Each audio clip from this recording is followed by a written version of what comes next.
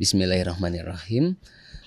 Setelah tragedi di Kanjuruhan itu, saya mencoba semaksimal mungkin ya bisa memberikan perhatian, dukungan dan menguatkan keluarga-keluarga korban, baik yang meninggal dunia ataupun yang mereka dalam keadaan dirawat di rumah sakit. Dan ketika saya mengunjungi mereka, memang kondisinya sangat membutuhkan dukungan kita ya. Ada Mbak Salsa yang besok tanggal 16 Oktober beliau akan ulang tahun ke-20 ya. Beliau merupakan seorang anak tunggal, sehingga ketika beliau tiada bisa dibayangkan ya perasaan orang tuanya, kehilangan anak sematawayangnya.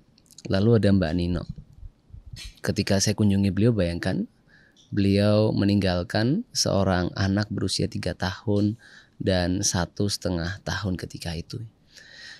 Ada juga Mbak Citra ya, yang luar biasa sekali ya beban yang dirasakan ibunya. Jadi ketika 1 hari sebelum berangkat itu Mbak Citra mohon izin nonton Arema, ibunya itu melarang. Terus lalu Mbak Citra mengatakan, iki terakhir kok Bu gitu. Akhirnya ibunya mengizinkan. Setelah itu bahkan beliau ketika berangkat itu cium tangan berkali-kali sama ibunya. Sampai ibunya tanya, kok kowe salim bolak-balik toh Nduk? Kok kamu salim berkali-kali toh Nak? Lalu beliau mengatakan, nggak apa-apa Bu, ben dosanya gogrok ya, nggak apa-apa Bu, supaya dosanya bisa rontok begitu. Dan bahkan di hari itu, hari terakhir beliau meminta teman-teman satu kelasnya untuk foto bersama ya. Dan ketika saya mengunjungi rumahnya, saya bisa merasakan ya bagaimana beban seorang ibu ya. Bahkan di hari terakhir itu kata ibunya, yang biasanya beliau tidak pernah melambaikan tangan ya, hari itu beliau ketika keluar dari gang rumah melambaikan tangan buat ibunya.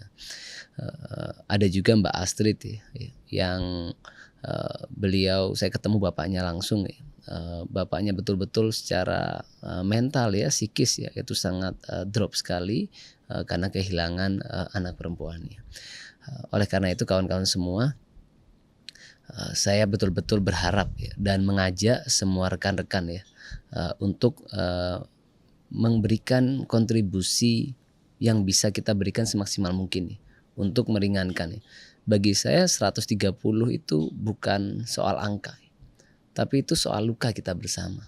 Bayangkan karena tragedi itu ada seorang ibu yang harus kehilangan anak-anaknya. Ada seorang anak yang menjadi yatim piatu ya. Ada seorang istri yang kehilangan suaminya, kehilangan kesempatan mendapatkan nafkah. Ada seorang suami juga yang kehilangan istrinya. Oleh karena itu saya mengajak kita semua untuk berkorban, memberikan kontribusi ya, yang terbaik yang kita bisa berikan untuk menguatkan saudara-saudara kita yang menjadi korban dari tragedi Kanjuruhan. Yang kita lakukan mungkin kecil, sederhana, tapi dengan keikhlasan ya, kerja keras dan gotong royong, saya yakin itu akan sangat bermanfaat ya, buat saudara-saudara kita di Malang Raya. Terima kasih. Wassalamualaikum warahmatullahi wabarakatuh.